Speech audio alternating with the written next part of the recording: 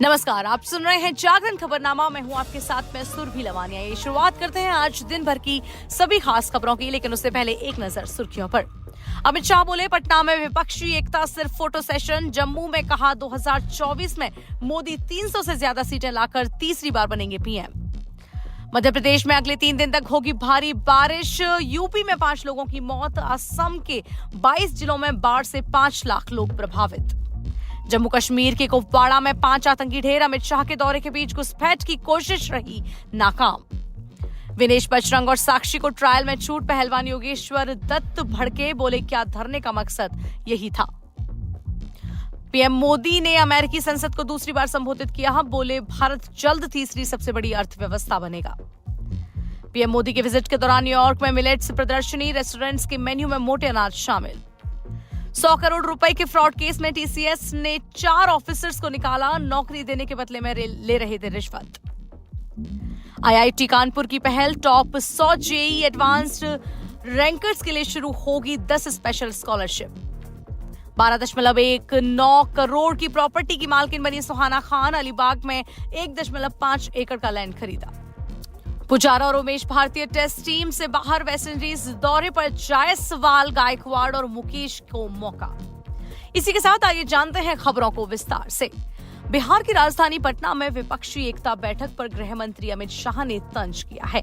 जम्मू में शुक्रवार को एक रैली में शाह ने कहा कि आज पटना में एक फोटो सेशन चल रहा है। कितनी ही पार्टियां मीटिंग में आई, लेकिन वे कभी साथ नहीं होंगे। विपक्ष के नेता प्रधानमंत्री नरेंद्र मोदी और एनडीए को चुनौती देना चाहते हैं। मैं उन्हें बताना चाहता हूं कि पीएम मोदी साल 2024 के लोकसभा चुनाव में 300 से अधिक सीटों के साथ सरकार बनाएंगे। पटना में आज नीतीश कुमार के नेतृत्व में विपक्षी एकता के लिए 15 से ज्यादा दलों की बैठक चल रही है।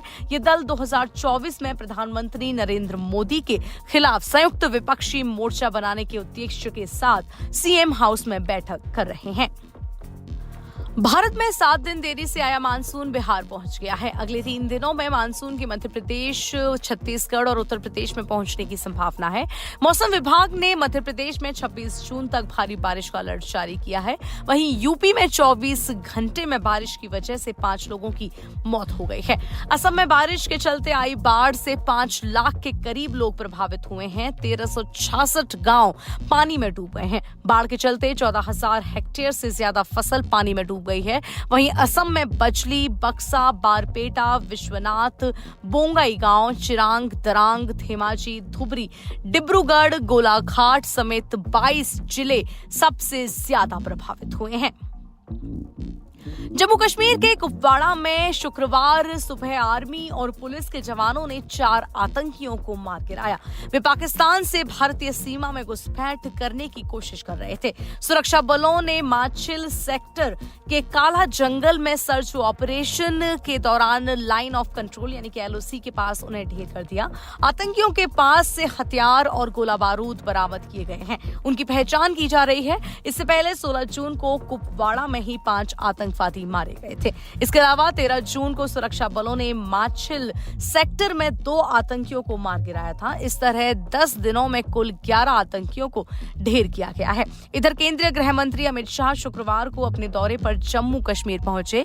शाह सबसे पहले जम्मू में भाजपा ऑफिस पहुंचे। वहां उन्होंने भाजपा के विचारक और भारतीय जनसंघ के संस्थापक श्यामा प्रसाद मुखर्जी की पुण्यतिथि पर उन्हें श्रद्धांजलि दी। भारतीय कुश्ती संघ यानी कि WFI के पूर्व अध्यक्ष ब्रजभूषण शरण सिंह के खिलाफ प्रदर्शन करने वाले बजरंग पूनिया, साक्षी मलिक और विनेश फोगाट समेत 6 पहलवानों को ट्रायल में छूट दे दी गई है। इन पहलवानों को छूट देने पर ओलंपिक मेडलिस्ट योगेश्वर दत्त नाराज हो गए। उन्होंने कहा, क्या धरना देने वाले खिलाड़ियों का यही मकसद था? कुश्ती के लिए यह काला दिन है। इंडिया के पूर्व कोच कृपा शंकर ने भी इस फैसले का विरोध किया है। योगेश्वर के बयान पर विनेश फोगाट ने पलटवार किया है। उन्होंने कहा है कि योगेश्वर पहलवानों और कोचों को महिला रेसलर्स के आंदोलन में शामिल होने से लगातार रोकता रहा। सारा कुश्ती जगत समझ गया था कि योगेश्वर ब्रजभूषण की थाली का झूठा खा रहा है।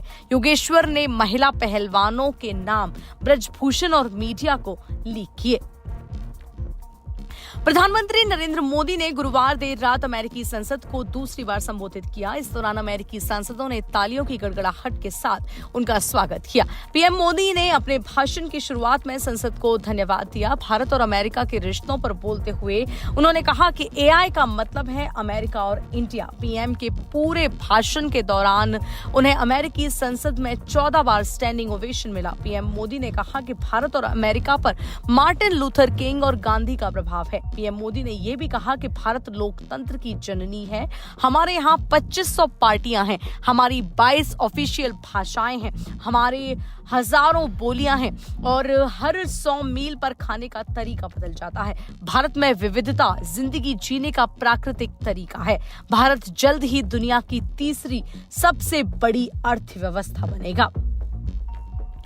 प्रधानमंत्री नरेंद्र मोदी की अमेरिका विजिट पर श्री चरणों में अभियान की एक एग्जीबिशन लगाई गई। इस अभियान को मोटे अनाज के महत्व को दर्शाने के लिए जोहानिसबर्ग स्थित इंडियन काउंसिलेट ने शुरू किया था। जयपुर फूड यूएसए और Rajasthan association of north America यानी कि राना के चेयरमैन प्रेम भंडारी को यह इतना पसंद आया कि उन्होंने इस अभियान को अमेरिका में आगे बढ़ा दिया। प्रदर्शनी एक ट्रक में यूनाइटेड नेशंस से लेकर टाइम्स स्क्वायर तक लगाई गई। इसमें प्रधानमंत्री नरेंद्र मोदी ने इस साल को मिलेट्स ईयर घोषित करने के महत्व और योग की उपयोगिता को समझाया गया है। प्रधानमंत्री नरेंद्र मोदी 3 दिन के दौरे पर मंगलवार रात करीब 10 बजे अमेरिका पहुंचे। उस समय अमेरिका में दोपहर के 12:30 बज रहे थे। जॉन एफ कैनेडी एयरपोर्ट उन्हें रेड कारपेट वेलकम मिला और प्रधानमंत्री वहां मौजूद भारतीय मूल के लोगों से भी मिले। भारत की सबसे बड़ी IT services company Tata consultancy services यानी कि टीसीएस ने अपने 4 अधिकारियों को रिश्वत लेने के मामले में कंपनी से निकाल दिया है। मीडिया रिपोर्ट के अनुसार ये अधिकारी नौकरी देने के बदले स्टाफिंग फर्मों से कमीशन लेते थे। कंपनी में ऐसा पिछले कई साल से चल रहा था। इस मामले का खुलासा होने के बाद टीसीएस ने तुरंत एक्शन लिया और अपने रिसोर्स मैनेजमेंट ग्रुप यानी कि आरएमजी से 4 अधिकारियों को निकालने के साथ रिक्रूटमेंट हेड को भी निकाल दिया। कंपनी ने 3 स्टाफिंग फर्मों पर भी बैन लगाया है। इन स्टाफिंग फर्म्स और निकाले गए ऑफिसर्स का नाम अभी सामने नहीं आया है। भारतीय प्रौद्योगिकी संस्थान Kanpur top 100 JEE advanced rankers के लिए 10 स्पेशल स्कॉलरशिप शुरू करने जा रहा है। यह स्कॉलरशिप आईआईटी कानपुर में उनके पढ़ने के दौरान ट्यूशन और रहने सहित सभी खर्चों को कवर करेगी। सिलेक्टेड स्टूडेंट्स को यूजी प्रोग्राम के सभी 4 वर्षों के लिए स्कॉलरशिप दी जाएगी। इस दौरान छात्रों को 8.0 का न्यूनतम सीपीआई बनाए रखना होगा। ये खासी स्कॉलरशिप उन चुनिंदा छात्रों को दी जाएगी जो 2023-24 के सेशन में बीटेक बीएस प्रोग्राम में एडमिशन लेंगे। मीडिया रिपोर्ट्स के अनुसार आईआईटी कानपुर ने एक बयान में बताया कि हर छात्र को 3 लाख रुपए की वार्षिक स्कॉलरशिप मिलेगी।